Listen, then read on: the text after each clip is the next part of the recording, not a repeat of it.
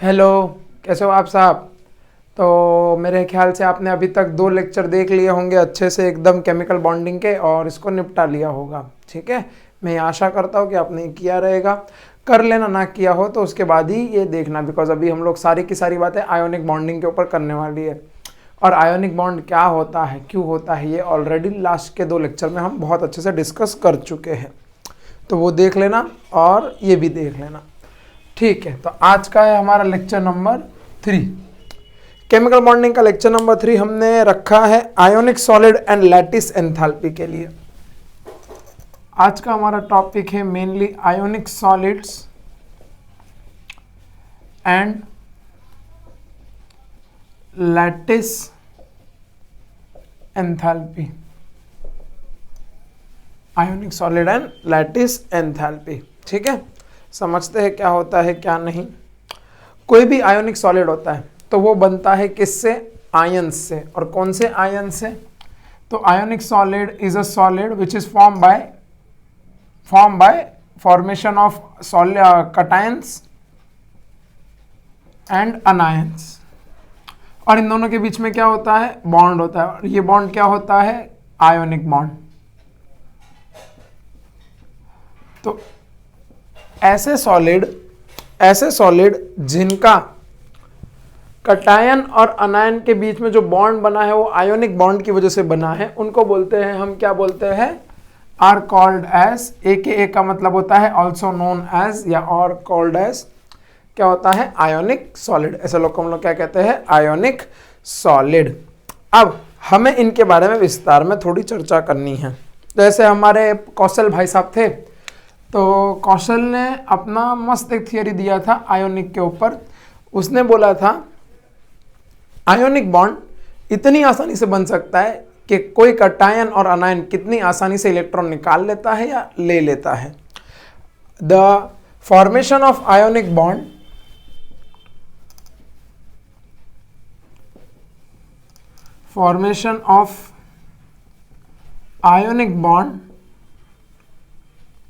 is the ease of lose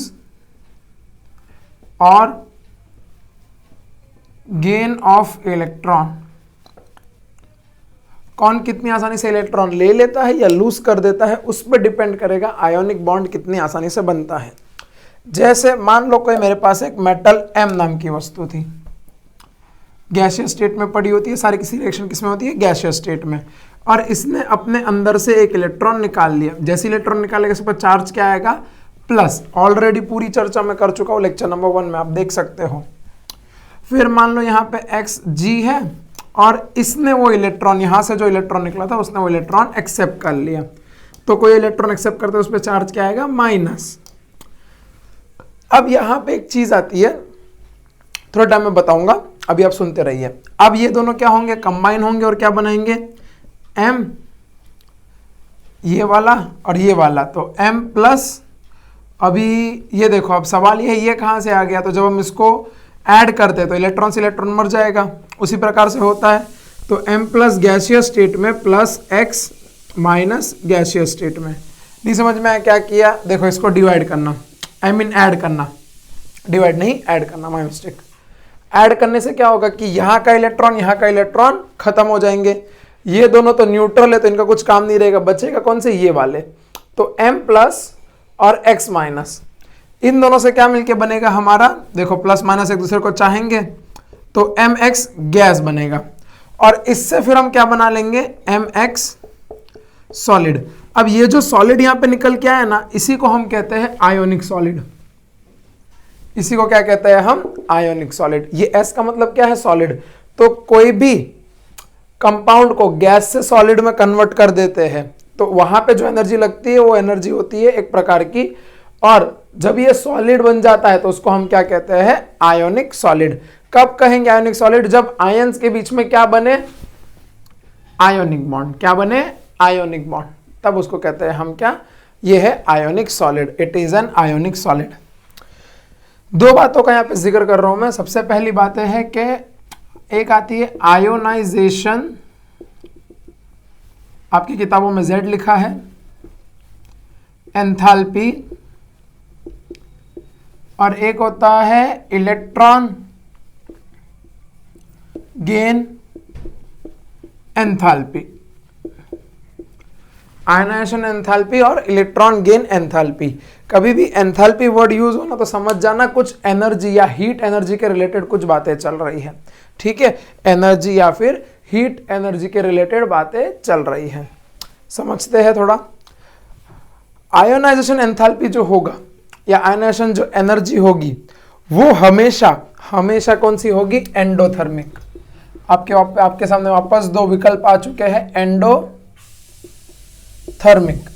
और ये होगा एंडोथर्मिक भी हो सकता है और ये एक्सोथर्मिक भी हो सकता है। एंडोथर्मिक भी हो सकता है, एक्सोथर्मिक भी हो सकता है। ये दोनों का मतलब क्या हुआ समझाते हैं। सबसे पहले तो आप इन दोनों का मतलब समझिए, एंडो और एक्सो। एंडोथर्मिक, थर्मिक का मतलब होता है थर्मल एनर्जी यानी हीट, और एंडो का मतलब अंदरूनी, तो अंदर।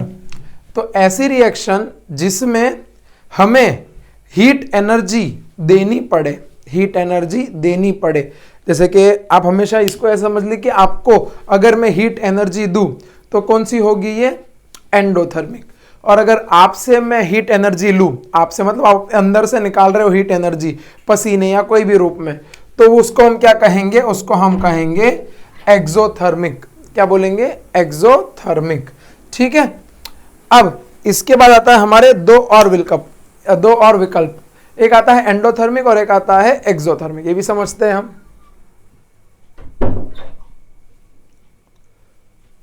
हाँ, एक आता है एंडोथर्मिक और एक आता है एक्सोथर्मिक। ये दोनों विकल्प हमें समझ चुके हैं, विकल्प। ठीक है।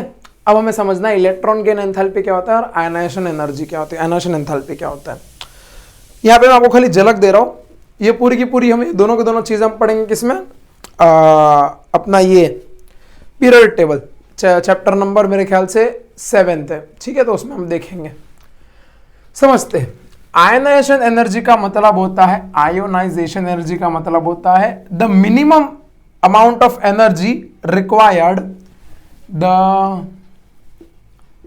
Minimum amount of energy required to remove the outermost electron from an isolated gaseous atom। ये होती है उसकी डेफिनेशन, किसकी? आयनाइजेशन एंथैल्पी की। क्या कहता है हमसे कि कम से कम एनर्जी लगती है, जो कम से कम एनर्जी लगेगी सबसे बाहरी इलेक्ट्रॉन निकालने में, कहां से? आइसोलेटेड गैसियस एटम से। उसी को हम क्या कहते हैं? उसी को हम कहते हैं आयनाइजेशन एनर्जी। तो जरा यहां पे देखिए, इसके अंदर से हमने एक इलेक्ट्रॉन निकाला, मतलब एनर्जी दी। इलेक्ट्रॉन निकालने के लिए हमें क्या एनर्जी देनी पड़ती है? अगर आपके अंदर से मेरे को काम निकलवाना है तो आपको मेरे को एनर्जी देनी पड़ेगी, मारना पड़ेगा, थप्पड़ मारना पड़ेगा, तभी आप पढ़ाई करते हो। तो उसी हिसाब से इसमें हमने एनर्जी दी, तो एनर्जी दी तो इसके लिए कौन सी रिएक्शन है? ये एंडोथर्मिक है। ये कौन सी है? एंडोथर्मिक। एंडोथर्मिक। ठीक है। अब ionization energy, I am so sorry, ionization energy क्या कभी एक्सोथर्मिक हो सकती है? नहीं हो सकती। ठीक है। तो आपको ये ध्यान में रखना है कि इट इज ऑलवेज क्या है? ये एंडोथर्मिक रिएक्शन ही है। क्या है? Always endothermic reaction.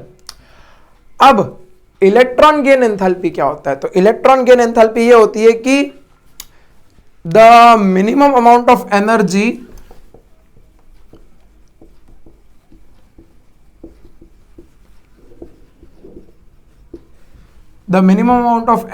required or release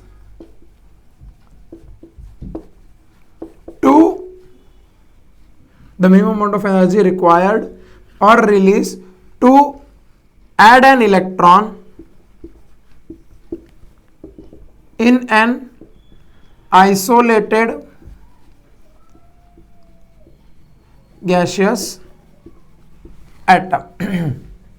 क्या कहना चाहता है कि मिनिमम अमाउंट ऑफ एनर्जी जो लगेगी या फिर रिलीज होगी एक इलेक्ट्रॉन ऐड करने में, एक इलेक्ट्रॉन, एन का मतलब होता है एक इलेक्ट्रॉन ऐड करने में, किसमें? Isolated gaseous atom.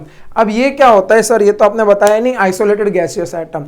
तो आइसोलेटेड गैसियस एटम का मतलब होता है ऐसा एटम जो गैस के फॉर्म में है और अकेला घूम रहा है। ऐसा एटम जो गैस के फॉर्म में है और अकेला घूम रहा है। ये जो नीचे जी दिखा है इसका मतलब सम्मान में नहीं दे रहे हैं जी, इसका मतलब होता है गैस। क्या मतलब होता है? गैस। ठीक है। अब the minimum amount of energy required और release to add an electron in an isolated gaseous atom. आप अगर गौर से फरमाएं तो मैंने दो डेफिनेशन लिखी लेकिन दोनों में बहुत फर्क है। इसमें एनर्जी रिक्वायर्ड मैंने सिर्फ लिखा है, इसमें मैंने लिखा है रिक्वायर्ड और रिलीज। रिक्वायर्ड और रिलीज, जरा ध्यान से देखिए इन दो शब्दों को। यहां पे मैंने लिखा है रिक्वायर्ड और रिलीज और यहां पे मैंने सिर्फ लिखा है रिक्वायर्ड। वो क्यों लिखा है वो भी आपको समझाते हैं। तो इलेक्ट्रॉन गेन एंथैल्पी में ऐसा होता है कि अगर आप इलेक्ट्रॉन डाल रहे हो तो कभी कभी एनर्जी देनी पड़ेगी और कभी कभी एनर्जी निकलती है बाहर। ठीक है, ये होता है उसका मतलब। तो जब एनर्जी निकलती है तो हम क्या बोलेंगे? रिलीज, और जब देनी पड़ेगी तो रिक्वायर्ड। तो जब देनी पड़ रही है उसको एनर्जी, मतलब थप्पड़ मार मार के आपको पढ़ाना पड़ रहा है, तो उसको हम कहेंगे एंडोथर्मिक। क्या कहेंगे? एंडोथर्मिक। और जब बिना थप्पड़ मारे आप मेरे को अच्छा रिजल्ट ला के दे रहे हो, आप अपना जितना भी कोशिश कर सकते हो, आप 100% वो पूरा निकाल के दे रहे हो, तो उसको हम कहेंगे एक्सोथर्मिक। उसको क्या कहेंगे? एक्सोथर्मिक। सवाल यह आता है कि कौन से ऐसे होंगे जो एंडोथर्मिक होंगे, कौन से ऐसे होंगे जो एक्सोथर्मिक होंगे। तो एंडोथर्मिक में आपको केवल 3 चीजें याद रखनी है, बाकी सारी की सारी कैसे होगी? एक्सोथर्मिक। बाकी सारी की सारी अपने अंदर से क्या निकालेगी? एनर्जी निकालेगी। कौन से है वो 3 वो मैं आपको बता देता हूं। ये आपके बुक में नहीं मिलेगा, लेकिन आपको ये वो लोग समझ रहे हैं बोर्ड वाले कि आपको मान के, मतलब कोई भी अगर आपका बोर्ड रहेगा तो वो मान के चल रहे कि आपको पता रहेगा। ठीक है, तो ये आपको ध्यान में रखना है। तो एंडोथर्मिक में 3 वस्तुएं हैं। एक है ग्रुप नंबर 18। ग्रुप नंबर 18 क्या होता है इनका कॉन्फ़िगरेशन? NS2NP6। फिर है ग्रुप नंबर 2। ग्रुप नंबर 2 क्या होता है इनका कॉन्फ़िगरेशन? NS2। इनका कॉन्फ़िगरेशन क्या होता है? NS2। और अगला आता है नाइट्रोजन। ठीक है, ये 3 है वो लोग जिनके अंदर आपको एनर्जी देनी पड़ेगी। पीरियोडिक टेबल तो पता रहेगा ना, यहां पे डी ब्लॉक, एस, पी, नीचे एफ। तो इनमें से जो 18 ग्रुप है, 18वां ग्रुप जिसको हम कहते हैं इनर्ट गैस, उनमें ये पहले क्लास में हो चुकी है चर्चा इनर्ट गैस की, उनमें एनर्जी देनी पड़ेगी। बिकॉज क्यों देनी पड़ेगी? वो ऑलरेडी स्टेबल है, इसीलिए। फिर जो ग्रुप नंबर 2 है इसको हम बोलते हैं फुलफिल्ड कॉन्फ़िगरेशन। NS2 है, फुलफिल्ड है। S में 2 इलेक्ट्रॉन जाते हैं और दोनों के दोनों है, तो वो फुलफिल्ड हो गए। तो उसमें भी एनर्जी देनी पड़ेगी। अब नाइट्रोजन क्यों सर? तो नाइट्रोजन में होता है NS2NP3। तो नाइट्रोजन का क्या होता है? NP3। NP में जाते हैं 6 इलेक्ट्रॉन, यहां पे कितने हैं? 3, मतलब ये हाफ फिल्ड है। तो हाफ फिल्ड भी क्या होता है हमारा? स्टेबल होता है, इसीलिए यहां पे भी एनर्जी देनी पड़ेगी।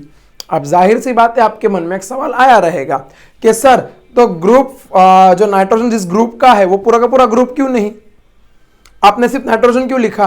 क्योंकि बाकी सब में एनर्जी निकलती है। ठीक है, वो बहुत आगे की चर्चा है, वो आपको नहीं पढ़नी है, वो खाली इतना चीज ध्यान में रखना है। ग्रुप 18, ग्रुप 2 और नाइट्रोजन, इनमें ही खाली क्या होता है? एनर्जी देनी पड़ती है। बाकी all other elements, all other elements are exothermic in nature. All other elements are exothermic in nature. तो यहां पे आप देख सकते हो कि ये जो है इसको हम क्या लिखते हैं यहां पे? Electron gain enthalpy. Electron gain enthalpy, EGE मैंने लिख दिया शॉर्ट फॉर्म में। ठीक है, इलेक्ट्रॉन गेन एंथैल्पी। अब यहां पे कुछ मेंशन नहीं है, तो आप क्या मान के चलोगे? सुनो ध्यान से, यहां पे मेंशन नहीं है कि क्या ये ग्रुप 18 का है, क्या ये ग्रुप 2 का है, कि ये नाइट्रोजन है। तो आप हमेशा ये मान के चलोगे वो कैसी रिएक्शन है? एक्सोथर्मिक रिएक्शन है। कैसी रिएक्शन है, एक्सोथर्मिक रिएक्शन है। तो अपने अंदर से क्या करेगी, वो एनर्जी निकालेगी। ठीक है, पल्ले पड़ा, श्योर, ध्यान में रखना ना, इतना चीजें नोट डाउन कर लो।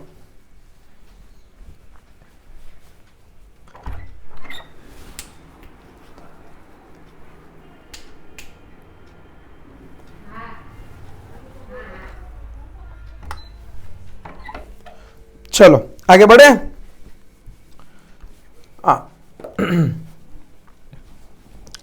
ओके, मिटाने से पहले मैं 2-3 बातें और करना चाहता हूं, तो मैं कर लेता हूं। अब ऐसे कौन से वस्तु है जो आसानी से बॉन्ड बना लेंगे, ऐसी कौन से मेटल्स है या ऐसे कौन से कंपाउंड है जो आयोनिक बॉन्ड फटाक से बना लेंगे। तो आपकी किताब में एक स्टेटमेंट है, बहुत कंफ्यूजिंग स्टेटमेंट है, तो मैं आपको सरल भाषा में बताता हूं। वो स्टेटमेंट ये कहना चाहता है कि ऐसे एलिमेंट्स जिनकी लो आयोनाइजेशन एनर्जी हो और high negative value of electron gain enthalpy हो, ऐसे लोग आसानी से क्या बना लेंगे, बॉन्ड बना लेंगे। अब ये समझ में ही नहीं आता कि ये क्या लिख के रखा है, ये पूरा कंफ्यूजिंग ही मैटर रहता है, तो समझाते हैं। देखो, लो आयोनाइजेशन एनर्जी का मतलब, जैसे कि मैंने यहां पे आप देख सकते हो, मैंने डेफिनेशन में ऑलरेडी मेंशन करके रखा है, minimum amount of energy. Minimum यानी कम से कम, तो लो का मतलब क्या हुआ, कम से कम अमाउंट ऑफ एनर्जी दो। और हाई नेगेटिव वैल्यू ऑफ ईजीई। अब ये हाई नेगेटिव वैल्यू का क्या मतलब होता है, तो हाई नेगेटिव का वैल्यू का मतलब होता है जैसे कि मान लो एग्जांपल के लिए -500। अब ये जो 500 अगर सिर्फ रहता तो ये हाई वैल्यू है, लेकिन इसके आगे साइन क्या लगानी है हमें, नेगेटिव, क्योंकि नेगेटिव में जो नंबर जितना बड़ा होता है उतना ही छोटा होता है। आपको नंबर लाइन पता रहेगा कि नेगेटिव सीरीज में सबसे बड़ा कौन होता है, 1 होता है। ठीक है, उसी हिसाब से आप देख सकते हो कि जिसकी जितनी बड़ी वैल्यू रहेगी, हाई नेगेटिव वैल्यू, मान लो -500 और -1000, तो इन दोनों में किसकी हाई नेगेटिव वैल्यू है, इसकी।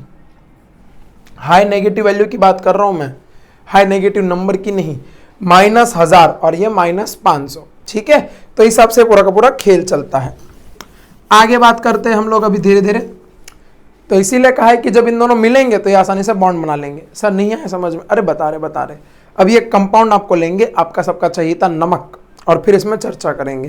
पहले इतना नोट डाउन कर लो, मेरे को बोर्ड वाइप करना है।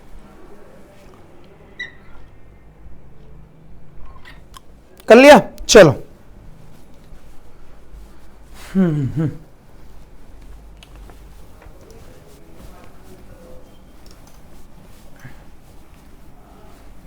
अच्छा, एक और चीज मेरी बताने रह गई, मैं अभी बता देता हूं, चलो।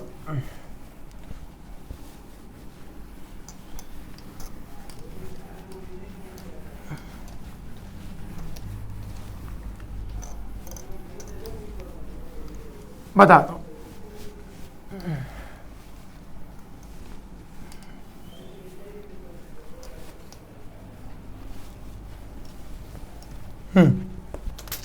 कभी भी कोई भी रिएक्शन होगा ना, इधर बताओ। देखो, मैंने बोला था एंडोथर्मिक होता है और एक होता है एक्सोथर्मिक। ध्यान रखना, एंडोथर्मिक ये जब वर्ड आएगा तो आप अपने ऊपर लेके चलना कि एंडोथर्मिक मतलब मेरे को 2 थप्पड़ पड़ रहे हैं, तो आपके अंदर एनर्जी डाल रहा हो, तो आपकी एनर्जी बढ़ रही है, मतलब ये हमेशा कैसा होता है, पॉजिटिव। कैसा होता है, पॉजिटिव। एक्सोथर्मिक, थप्पड़ पड़ने के बाद आपने काम किया, काम, थप्पड़ मतलब सर डांट भी पड़ सकती है, ऐसा बुरा मत मानना कि सर हमें कब से मारे जा रहे हैं। ठीक है, तो एक्सोथर्मिक में क्या होता है कि आपने काम किया, आपने नंबर लेके आए, आपने जितनी एनर्जी थी आपने बाहर निकाल दी, तो आपके अंदर से एनर्जी कम हो गई, आप पढ़ते पढ़ते थक जाते हो ना। तो इसीलिए मैं भी लेक्चर के जो रिकॉर्डिंग होती है वो भी कम कम बनाता हूँ और एक दो दिन में डालता हूँ, ताकि आप थको ना। तो वो हमेशा क्या होती है, नेगेटिव। ये बात ध्यान में रखना कि एंडो पॉजिटिव, एक्सो नेगेटिव। ठीक है, चलो शुरू करते हैं। तो आपके बुक में एग्जांपल दे रखा है NaCl का। तो Na गैसीय स्टेट में घूम रहा था, इसके अंदर से एक इलेक्ट्रॉन हमने निकाल लिया, प्लस इलेक्ट्रॉन। तो हमने कहा था कि जब इलेक्ट्रॉन निकाल रहे तो क्या कहते हैं उसको, आयोनाइजेशन एनर्जी। और आयोनाइजेशन एनर्जी हमेशा क्या होती है, एंडोथर्मिक। सर मेरे को याद नहीं आ रहा, एंडोथर्मिक होती है। ठीक है, एनर्जी देनी पड़ती है। तो यहां पे जो एनर्जी देनी पड़ती है डेल्टा एच आई, वो एनर्जी होती है, ध्यान से, 495.8 किलो जूल पर मोल, कि एक मोल में से इतनी एनर्जी देनी पड़ेगी। एक मोल अगर मैंने सोडियम के गैसियस एटम ले लिए तो उसमें इतनी एनर्जी देनी पड़ेगी, तब जाके वो आयंस बनेगा। उसके बाद आता है हमारा क्लोरीन भाई साहब। तो क्लोरीन गैसेस में घूम रहा था, इसमें इलेक्ट्रॉन हमने डाल दिया, इलेक्ट्रॉन डाला। अब देखो जरा, क्या ये क्लोरीन ग्रुप 18, ग्रुप 2 या नाइट्रोजन है? नहीं है। तो ये कैसा होगा? एक्सोथर्मिक। मतलब इसके अंदर जब इलेक्ट्रॉन डालेंगे तो अंदर से क्या निकालेगा? एनर्जी निकालेगा। और क्या बना देगा? Cl gaseous minus. तो इसका जो हम लिखते हैं डेल्टा एच ई जी, यहाँ पे ई जी का मतलब क्या है? Electron gain. और डेल्टा एच का मतलब क्या है? एंथैल्पी। यहाँ पे आई का मतलब क्या है? आयोनाइजेशन। और डेल्टा एच का मतलब क्या है? एंथैल्पी। तो इसको हम लिखते हैं डेल्टा एच एंथैल्पी आई, मतलब आयोनाइजेशन एंथैल्पी। सिंबल है, एंथैल्पी का सिंबल है, डेल्टा एच से उसको डिनोट करते हैं। यहां पे जो एनर्जी निकलती है वो निकलती है -347 के आसपास। ठीक है, -347 या 348.7 ऐसा कुछ तो है किलो जूल पर मोल। ठीक, अब आगे सुनो। देखो मैंने जैसे कहा था, एंडो दे रहे एनर्जी तो पॉजिटिव, एक्सो निकल रही है तो नेगेटिव। गया। अब जब इन दोनों का मिश्रण करेंगे तो मिश्रण करने के बाद हमें क्या आ जाएगा? Na plus gas plus Cl minus gas, क्या बनाएगा ये? NaCl गैसियस, और इसको हम कन्वर्ट कर देते हैं सॉलिड में। और जब इसको सॉलिड में कन्वर्ट करते हैं तो इसमें जो एनर्जी देनी पड़ती है वो देनी पड़ती है 147.7 किलो जूल पर मोल। कितनी देनी पड़ती है? 147.7 किलो जूल पर मोल। ठीक है, इतनी एनर्जी देनी पड़ती है। अब ये सब हम तो हमने देख लिया कि क्या होता है, कैसे होता है, कोई सॉलिड कैसे बनता है। इस सॉलिड को बनाने में अब ये सॉलिड दिखता कैसा है, तो वो एक इमेजिन करने वाली बात है। ठीक है, तो वो हम करवाते हैं आपको इमेजिन। एक सेकंड दीजिए मुझे। जैसे कि मान लीजिए ये एक सरफेस है। ठीक है, ऑलरेडी मैंने अपने शॉर्ट्स में डाल के रखा है तो उसमें भी आप देख सकते हो, बाकी यहाँ पे आप दिखा ही रहा हूँ। ये एक सरफेस है, देख रहे हैं आपको? यहाँ पे एक्स दिख रहा होगा, मेरे ख्याल से दिख रहा है ना, ऐसा और ऐसा। तो यहाँ पे ऐसा गौर फरमाइए कि इसके बीच में यहाँ पे Na है। क्या है? एक Na का एटम है। या आपको Cl चाहिए तो यहाँ पे एक Cl का एटम ले लो। ठीक है, अब इसके यहाँ पे एक Na होगा, मैंने यहाँ पे क्या लिया है? Cl। तो Cl यहाँ पे मैं लिख देता हूँ, एक काम करता हूँ, तो यहाँ पे है एक Cl। ये मिटेगा ना बाद में? अरे नहीं मिट रहा, चलो ठीक है कोई नहीं। यहाँ पे Cl है, तो यहाँ पे क्या होगा? एक Na होगा। ठीक, इसके यहाँ पे क्या है? एक Na होगा। ठीक, इसके यहाँ पे क्या है? Na। और ठीक इसके यहाँ पे क्या होगा? Na। ऐसे 4 Na होंगे और ये चारों एक दूसरे से ऐसे जॉइंट होंगे कुछ इस प्रकार से, और साथ ही साथ किससे जॉइंट होंगे? इस Cl से। ठीक है, अब ध्यान से सुनते रहना, ध्यान से समझ लेना। अब तो मैंने आपको ऐसे दिखाया है, तो Cl एक इधर पे भी होगा, एक इधर पे भी होगा, एक इधर पे हर जगह होगा, और Na भी इधर हर जगह होगा। इस Cl के ऊपर एक Na होता है और एक नीचे होता है। तो एक कुछ पूरे के पूरा प्रकार का इस तरीके से दिखता है, ये ऐसा और ये ऐसा। तो आप देख सकते हैं ये ऐसा दिखता है कुछ। ठीक है, इस प्रकार से। तो ये अरेंजमेंट को हम लोग बोलते हैं 3D अरेंजमेंट, और ऐसा दिखता है पूरा का पूरा सॉलिड, जिसमें एक Cl 1 2 3 4 ऊपर 5 नीचे 6 इन लोगों से घिरा रहता है। कितने लोगों से? 6 लोगों से घिरा रहता है। ठीक है, तो ऐसे करके बनता है पूरा का पूरा क्रिस्टल सॉलिड। क्या बनता है? Crystal solid. अब आगे बढ़ते हैं, तो आप देख सकते हो कि जब हम कन्वर्जन करते हैं, किसका कन्वर्जन? NaCl का गैस से NaCl का सॉलिड में, तो जितनी एनर्जी हमें देनी पड़ती है वो देनी पड़ती है, या जो एनर्जी निकलती है वो निकलती है 788 किलो जूल पर मोल। मतलब गैस से सॉलिड में बनाने में इतनी एनर्जी देनी पड़ती है। ये जो एनर्जी है वो है इन दोनों को मिलाने में, इन दोनों को, इनको Na गैस को, Na प्लस गैस को और क्लोरीन गैस को जब मिलाते हैं NaCl करके, तो इतनी एनर्जी हमें देनी पड़ती है। लेकिन जब NaCl गैस से NaCl सॉलिड बनाते हैं तो इतनी एनर्जी निकलती है। अब जरा आप ध्यान से देखो, ये वाला आंकड़ा और ये वाला, दोनों में फर्क है कि नहीं है? बहुत ज्यादा फर्क है। यहां पे पहले 100 पे आएगा, फिर 0, फिर ये जाएगा 700 में, तो बहुत बड़ा गैप है। तो इसीलिए कहा जाता है कि जब तुम कन्वर्जन करते हो गैस से सॉलिड में तो एनर्जी ज्यादा निकलती है। जितनी तुम लगाते हो, किससे ज्यादा निकलती है? जितनी तुम लगाते हो इन गैसेस को मिलाने में। ध्यान से सुनना, समझना, एनर्जी ज्यादा निकलती है जब तुम गैस से सॉलिड बनाते हो। किससे ज्यादा निकलती है? जब तुम गैस और गैस को मिला के क्या बनाते हो? NaCl का गैस मॉलिक्यूल। ठीक यही बातें आती है हमारे पूरे के पूरे इस चैप्टर में, और यही हमें पूरे के मतलब इस टॉपिक में, और यही हमें बताया था किसने? कौशल भाई साहब ने। कौशल और साथ में कौन था, याद है ना? लुइस। अब इसके बाद एक टॉपिक आता है लैटिस एंथैल्पी करके। तो लैटिस अगर मैं आपको बना के दिखाऊं तो यहाँ पे कुछ इस प्रकार से दिखता है। आपके बुक में भी दे रखा है लैटिस, टेंशन लेने वाली बात नहीं है। कोई टॉपिक मिस नहीं हुआ है आपका, चिंता मत करो कि अरे सर ये तो नहीं पढ़ाया है। जहां पे जो चीज़ जरूरत लगेगी मैं वो पढ़ाऊंगा, आप टेंशन मतलब, पूरी बुक कवर हो जाएगी, उसका मैं गारंटी देता हूँ। इस प्रकार से हमने, ठीक है। अब ये थोड़ा टेढ़ा मेढ़ा बन गया तो इसको अच्छे से और बनाते हैं। जितना क्लियर डायग्राम होगा उतना आपको क्लियर चीजें दिखेगी।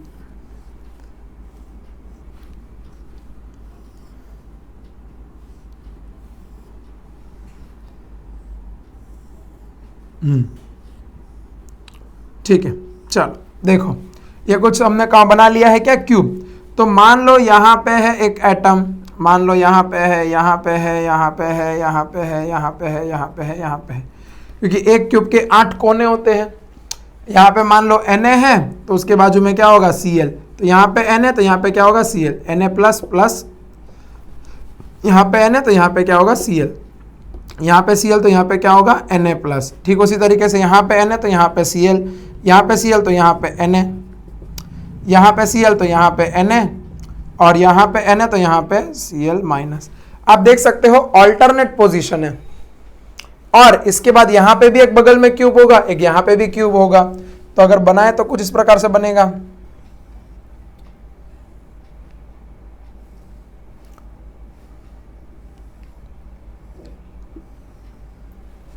ठीक है, और ये लाइन यहां से ऐसा ज्वाइन कर दी। तो यहाँ पे Cl तो यहाँ पे Na प्लस, यहाँ पे Na प्लस तो यहाँ पे Cl माइनस।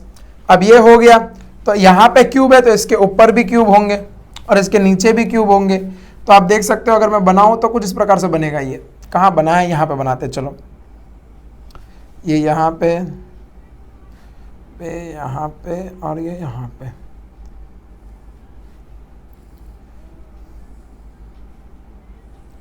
देखो ये एक और क्यूब आ गया। तो अगर यहाँ पे Cl तो यहाँ पे Na, देखो इस Cl की यहाँ पे है, और यहाँ पे Na तो यहाँ पे Cl माइनस, फिर यहाँ पे Cl तो यहाँ पे Na।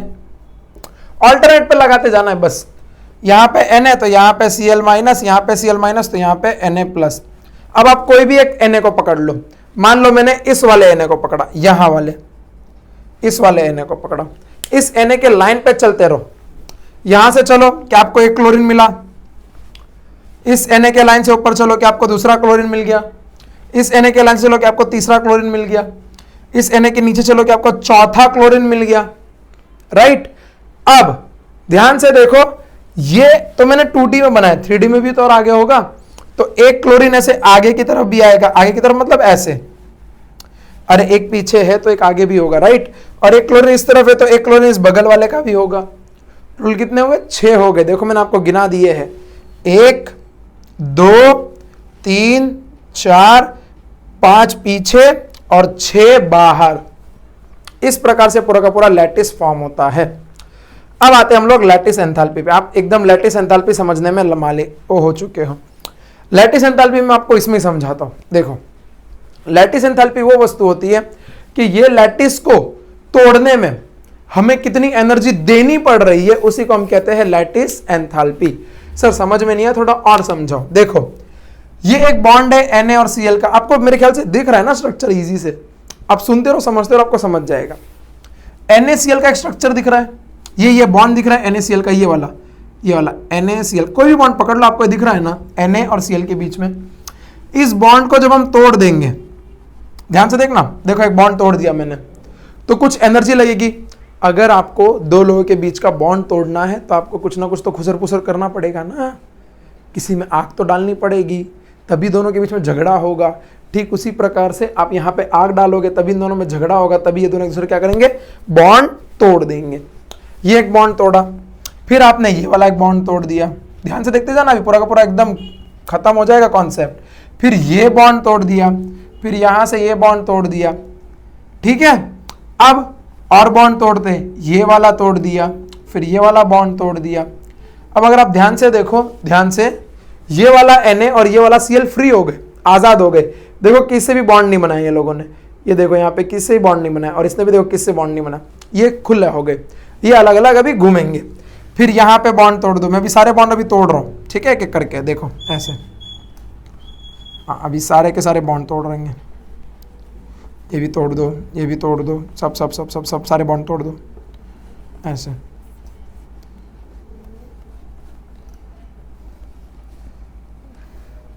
और कौन सा बचा है, यहाँ पे यहाँ पे यहाँ पे यहाँ पे यहाँ पे यहाँ पे बचा है, देखो सारे बॉन्ड तोड़ दिए, एक बच गया बच गया बच गया, हाँ ऐसे सारे बॉन्ड तोड़ दिए।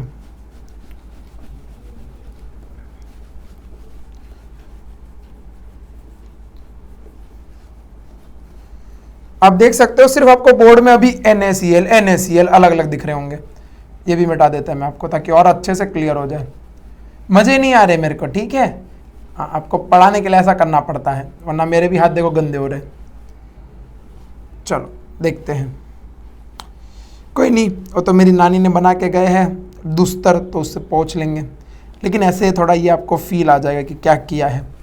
आप देख सकते हो पूरा का पूरा क्रिस्टल खत्म हो चुका है, सिर्फ क्या बचा है Na+ और ये तो Cl- भी मिटा दिया सर आपने, हाँ हाँ बना रहा हूँ भाई साहब, रो मत, NaCl, Na+, हाँ ठीक है, सब जगह पे है, ठीक है। आप देख सकते हो पूरा का पूरा क्रिस्टल खत्म हो गया। तो इस क्रिस्टल को तोड़ने में जितनी एनर्जी हमें लगेगी उसी को हम कहते हैं लैटिस एनर्जी। सर इतना सिंपल होता है, इतना ही सिंपल होता है, तो बेफालतू में आपको टेक्स्ट बुक में कंफ्यूज करने के लिए देता है।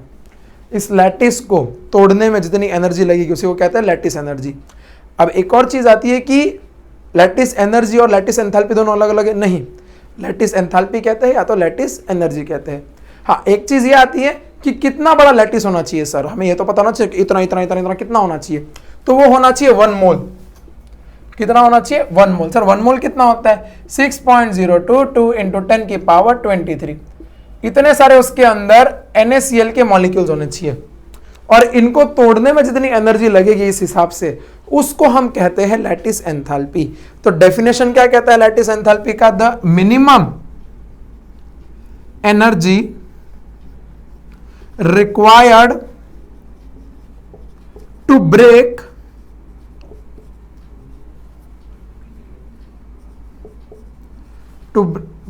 क्या लिख रहे हो sir, to break the lattice, break the 1 mole lattice, या इसको ब्रैकेट में हम लिखते हैं crystal, the minimum energy required to break the 1 mole of lattice या फिर crystal is known as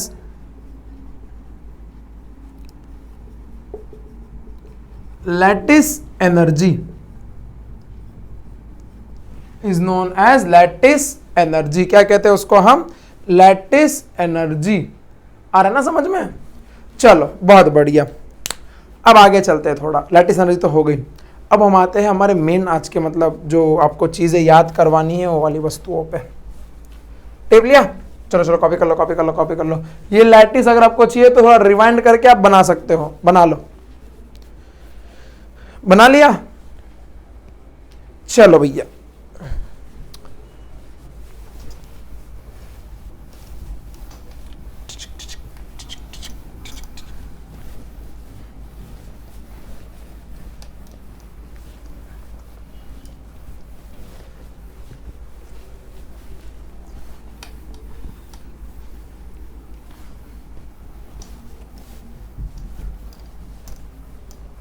चलो,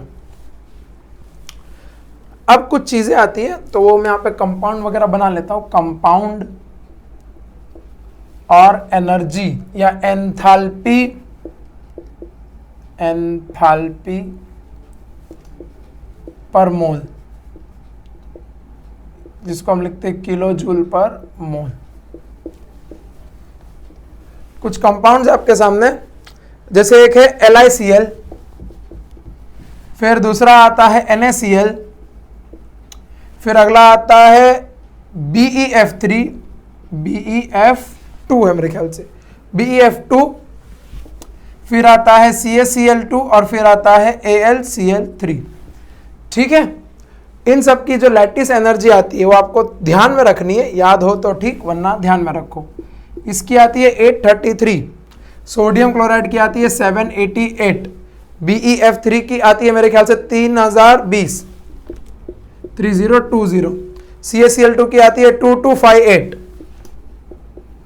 और इसकी सबसे ज्यादा आती है, इसकी आती है 5442, 5492, 5492। ठीक है, ये आती है इनकी लैटिस एनर्जी। सर ये क्या करना है इसका? ये इतनी एनर्जी हमें देनी पड़ती है इनको तोड़ने के लिए, इतनी एनर्जी हमें देनी पड़ती है इनको तोड़ने के लिए, इनके बीच के बॉन्ड्स को, जैसे मैंने बताया था ना, वैसे इनके बीच के बॉन्ड्स को तोड़ने के लिए। ठीक है, अब आते हैं हम लोग कुछ हमारे इंपॉर्टेंट कॉन्सेप्ट के ऊपर। आपको दो चीजें देखनी है इसमें, ध्यान में रखनी है। ध्यान में यह रखनी है कि जितना बड़ा कटायन होगा उतनी ज्यादा हमें लैटिस एनर्जी देनी पड़ेगी। सर नहीं समझ में, आप इसके लिए मेरे को बुलाया ना, समझा रहे। देखो आप देख सकते हो कटायन के ऊपर जितना बड़ा चार्ज होगा उतना उसको लैटिस एनर्जी देनी पड़ेगी। सर ये कैसे मालूम पड़ेगा?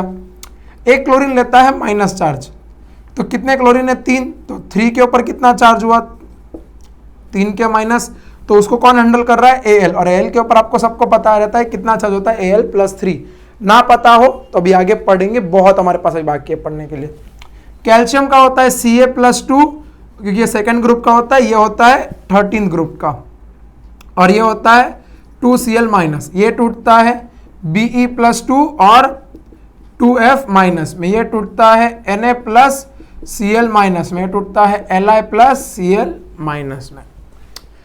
अब आप ध्यान से देखो तो जिस कटायन के ऊपर चार्ज ज्यादा उसमें लगने वाली लैटिस एनर्जी भी ज्यादा। देख सकते हो आप, ध्यान से देखो, दिख रहा है? जिसका अब आप पूछ रहे होंगे सर ये दोनों तो, क्योंकि देखो क्लोरीन और फ्लोरीन में ये दोनों स्ट्रांग बॉन्ड बनते हैं, फ्लोरीन और क्या बोलते हैं, बेरिलियम में स्ट्रांग बॉन्ड बनते हैं, जबकि कैल्शियम और क्लोरीन में वीक बॉन्ड बनते हैं। अब ऐसा क्यों होता है? साइज का फर्क है। देखो अगर मैं आपको बताऊं बेरिलियम और फ्लोरीन का, तो कुछ इस प्रकार का साइज रहता है, और वहीं पे कैल्शियम और क्लोरीन का बताओ तो ये साइज आ जाता है। साइज का डिफरेंस यहाँ पे देखो ऑलमोस्ट सेम रहता है, यहाँ पे साइज का डिफरेंस रहता है। इस वजह से तो इनके बीच में स्ट्रांग बॉन्ड होता है, क्योंकि इनका न्यूक्लियस भी देखो नजदीक है, इनका न्यूक्लियस भी क्या है, दूर दूर है, तो इनमें कम एनर्जी और इनमें ज्यादा एनर्जी लगती है बॉन्ड तोड़ने में। अगली बात सुनो, जिसका कटायन का चार्ज ज्यादा उसमें एनर्जी ज्यादा, तो क्या मैं ऐसा लिख सकता हूं AlCl3 में सबसे ज्यादा एनर्जी चाहिए, यहां पे दिख रहा है, उसके बाद CaCl2 में चाहिए, और उसके बाद हमें किस में चाहिए? NaCl में। किसमें चाहिए? NaCl। सर ये क्यों आपने लिया? आप ये भी तो ले सकते थे। मैं सेम अनायन रख रहा हूं, कटायन अलग अलग है। ध्यान दीजिए, कटायन क्या होता है? इसके ऊपर प्लस चार्ज होता है, अनायन क्या होता है? इसके ऊपर नेगेटिव चार्ज होता है। तो Cl मैंने सेम रखा है, चेंज क्या कर रहा हूं? कटायन Al, Ca और Na, उनमें कंपैरिजन कर रहा हूं। तो आप देख सकते हो Al का कितना है? 5-6 के आसपास, 5,500। Ca का कितना है? कुछ 2200, और NaCl का उससे भी कम, 788। अगली बात यह है कि जितना छोटा साइज होगा, जितना छोटा साइज होगा, किसका साइज छोटा होगा? कटायन का। जितना ज्यादा छोटा साइज होगा उतना ज्यादा उसको एनर्जी देनी पड़ेगी, उतना ज्यादा उसको एनर्जी देनी पड़ी होगी। आपकी किताब में एक मेंशन नहीं, लेकिन मैं आपको बता देता हूं कि LiCl, NaCl और KCl, ये 3 कंपाउंड आते हैं। ठीक है, अब इन दिनों में आप देख सकते हो LiCl कितनी एनर्जी देनी पड़ रही है? 833। NaCl में कितनी देनी पड़ रही है 788। और KCl में आपको देनी पड़ती है कुछ इससे कम, कुछ 650 के आसपास देनी पड़ती है, अप्रॉक्सीमेट 650 के आसपास, उससे भी कम होती है, लेकिन आप इतना मान के चल सकते हो। ठीक है, बात बताने वाली ये है कि Li जो होता है वो आता है पीरियोडिक टेबल में तीसरा, हाइड्रोजन हीलियम लिथियम, उसका साइज छोटा होता है, सोडियम का उससे थोड़ा बड़ा होता है, और पोटेशियम का थोड़ा उससे भी बड़ा होता है। तो कटायन का साइज जितना छोटा होगा उसको एनर्जी ज्यादा देनी पड़ेगी। देखो यहाँ पे कटायन का साइज छोटा है, इतना सा है इसका साइज Li का, ये होता है। सोडियम का मान लो ये यहाँ पे बना देता, लो कटायन Li का साइज मान लो ये होता है, सोडियम का मान लो ये होता है, K का मान लो ये होता है। ठीक है, तो इस हिसाब से साइज देखो, जितना छोटा साइज उतनी ज्यादा एनर्जी देनी पड़ रही है, जितना छोटा साइज उतनी ज्यादा एनर्जी देनी पड़ रही है, 833। ठीक है, बाकी साइज जैसे जैसे बढ़ेगा वैसे वैसे क्या होते जाएगा, एनर्जी कम देनी पड़ेगी। तो ये एक रेशियो आ गया आपके पास, और इसी के साथ होता है हमारा पूरी तरीके से आयोनिक बॉन्ड खत्म।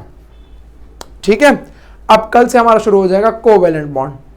तो मैं उम्मीद करता हूँ कि आप इतना अच्छे से कर लोगे, पढ़ लीजिए, and thank you so much.